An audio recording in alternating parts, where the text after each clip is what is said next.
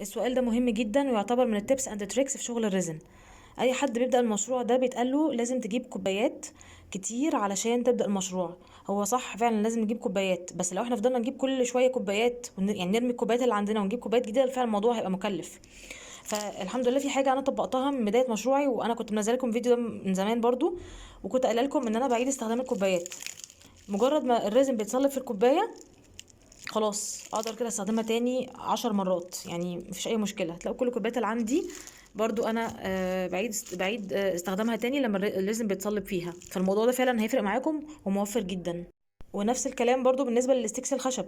الستيكس الخشب نفس الكلام، اول لما الريزن بيتصلب عليها خلاص اقدر استخدمها تاني. يعني هنا الريزن اهو متصلب، يعني مفيش حاجه بتطلع، فكده اقدر ايه استخدمها تاني برضو 10 20 مرة، يعني بدون حدود، لحد ما الاقيها خلاص استهلكت خالص وارميها واستخدم تاني، وهكذا.